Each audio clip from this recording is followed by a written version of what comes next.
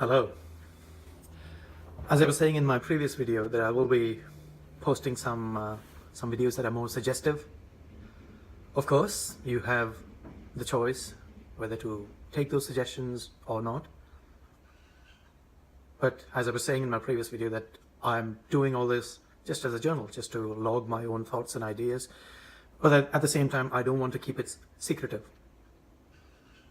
It is open for everyone to see and watch and listen, make judgments or not, or just accept them.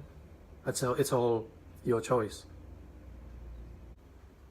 But as far as I'm concerned, all I have is this me. All I have is this body. That's probably the only thing that I have. Not probably. That's the only thing that I actually have.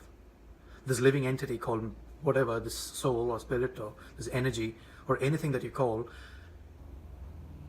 the only thing I actually have is this body. And everything that's outside of this body, that includes people, that includes this house, buildings, trees, plants, everything that I see outside of me, is only for me to experience through my senses.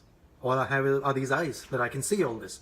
I have my hearing sense for me to listen to everything. Even the sense of taste. Everything that's outside of me, I can taste it. I can even smell, because that's again outside of me, and I can sense it through the sense of smell. And obviously the sense of touch, which is something that happens not just with the hands and feet, but it happens actually with the whole body. The sense of touch is something that is experienced by the whole body. But the only thing that I have internally is this mind that includes thoughts and emotions. So, talking about suggestions, one of the first things I started to do when I got into this journey of inquiry and actualization, seeking consciousness, or trying to elevate this thing called consciousness, trying to understand more, trying to increase knowledge, including intellectual knowledge. We do need intellectual knowledge for us to develop non-intellectually. So all this process of inner development is what life is all about. We all know that. We know that. However, we have been conditioned to look at life from a very different perspective. We think life is work, life is getting more money, life is having a meaningful family life, life is having fun, traveling around, having adventures. But who is the one who is experiencing all this? Even if you look at a family, the family members in your family are outside of you. They're not part of you. They may be part of the same household, but they are. And this thing called marriage is something that society has created, and they say, okay, now you are married to this person and you live the rest of your life with this person. I mean, that's the whole idea of marriage. But the more we can be detached from any relationship, including marriage and parents and children, and just try and understand this one thing called the self. And the more we inquire, the more we get rid of all these beliefs, all this understanding about life, which has been taught to us by everything outside of us. And we constantly absorb all that information, and that becomes knowledge. And we cling on to that knowledge, saying this is what life is all about, instead of going within, looking internally and seeing, okay, who is this? Or what is this thing that is experiencing everything outside? That is experiencing this thing called family members? That is experiencing this thing called the world? That is seeing everything? So the only thing we can actually inquire about is the self. Is this thing, okay, what am I?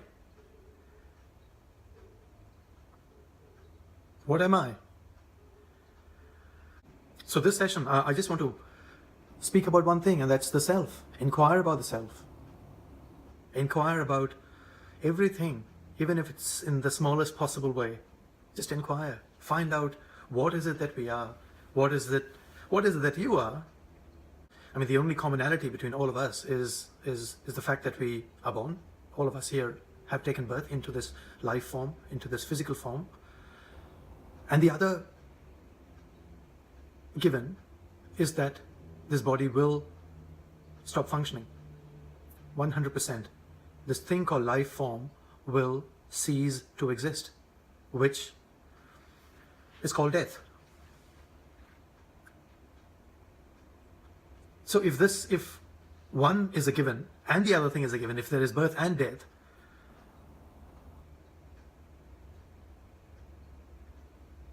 what lies in between has to be explored. That's the only thing we can explore.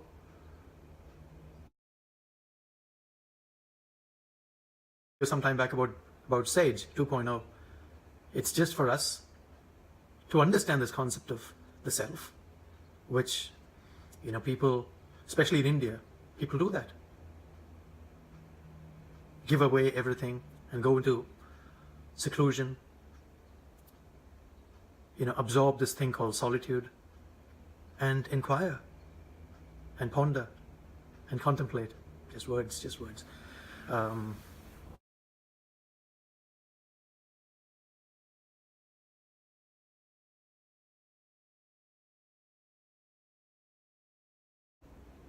So the suggestion in this video is just taking time to ask questions. There are no answers. There absolutely are no answers. There are only questions. And the more we can inquire, the more we can ask some questions that we've never asked, we will find this thing called life more interesting. So on the one hand, I'm saying that it's very important for us to inquire and seek. But on the other hand, it's equally important for us to be in this world and be in society. So I'm not saying just go on a journey of seeking and give up your family, give up everything and just go away.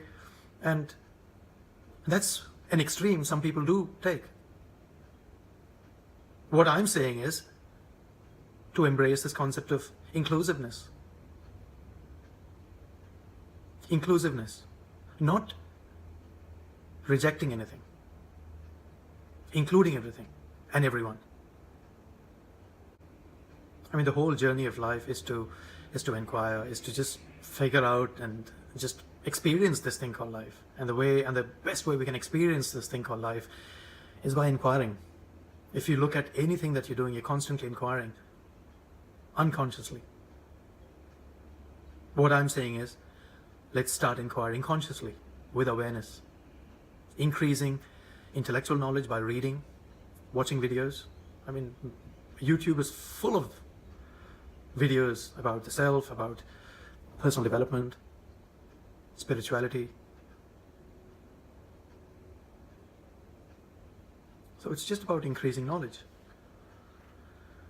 And the more we can self-inquire, the more we can develop internally, it's obvious that everything externally will develop.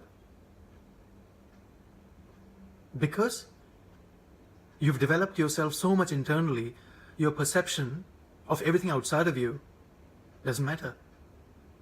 So if you are in a state of calmness and peace and joy and happiness, if that is your state of being, if that is you, if that is how you are, how does it matter? Conclusion. I'm almost tempted to say that this is something most of us do not get it.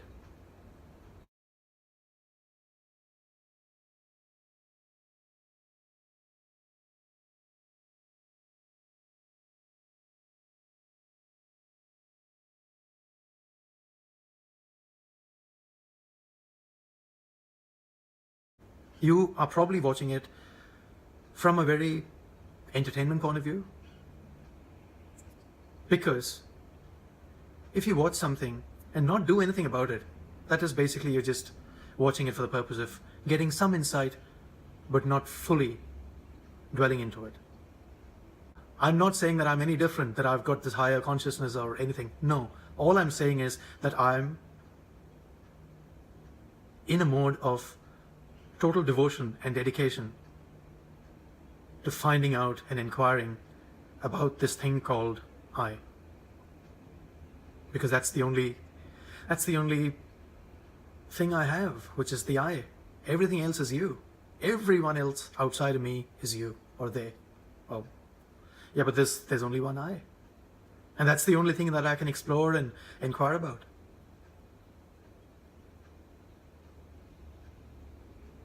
And the only thing that I have is language to be able to do all this. Which is a very small and a limiting tool, communicating tool, to be able to articulate and express everything that's happening internally, not just in the mind and the brain, but in the whole being. And my ability to be able to pass on all this is limited to my level of language. Language, that's it. Regardless of everything that is going on internally. So is language bigger than this I? Yes, from an external perspective, yes, because that's, if I say, oh, these are the thoughts that I'm having, these are the insights I keep getting. These are the thoughts that occur to me. I have only words and language that I can use to articulate them.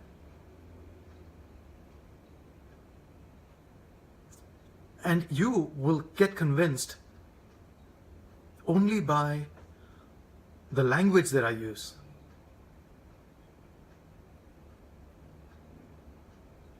And that is how it is. So you're probably asking, okay, so what is the suggestion here? You said you're going to do suggestive videos. What's the suggestion here? Yeah, the suggestion is just that. Just to inquire. And not get so busy being busy, as Robin Sharma says, being busy. The thing is, when you are in a mode of self-inquiry, you've got so much time. So you can devote your 24/7 into inquiry. Everything that you do, whether you're sleeping, getting up, going to work, interacting with family members, interacting with colleagues, interacting with strangers, pursuing your hobbies, going on adventure and travel and having fun, taking care of your health. I keep saying health is physiological health is an external aspect, because this thing called life form, this entity called I cannot be touched. The only thing that you can touch is this external body. So the more we inquire and be in a state of contemplation and introspection,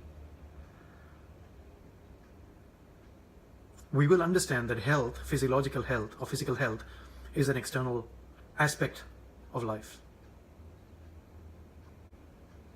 You may think that this is nothing but waffling, it's nothing but a lot of words. But yeah, I mean, that's all I have. And it's up to you how you interpret, absorb, and accept these concepts, these ideas, these thoughts. All right, one suggestion that I can make on this one is to take care of your physical health, your physiological health. And I was thinking about exercise.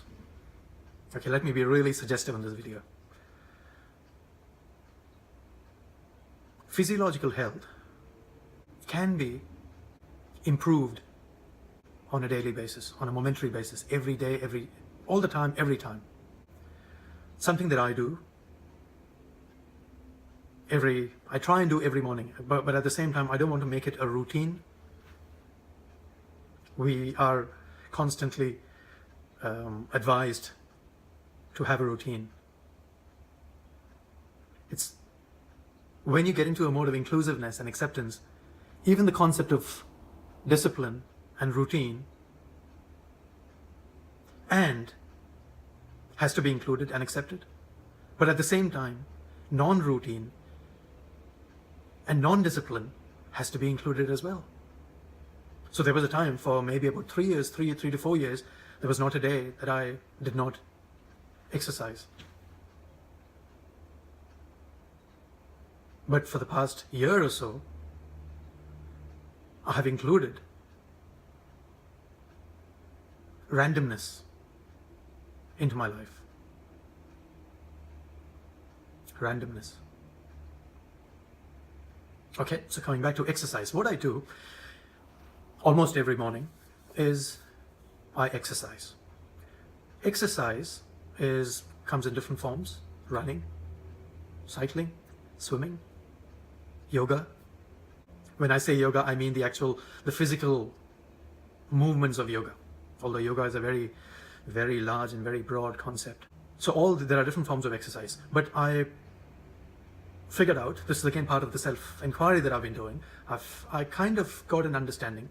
Again, this could change in some time, but for now, the understanding that what we do in exercise, when we exercise, is we move muscles and we move joints. That's what exercise is all about.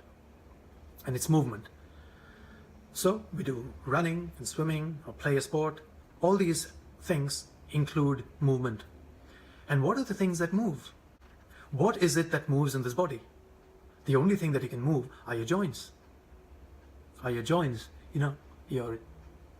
everything that's connected can be moved. You can't move this part of the body. You cannot. It's not a joint.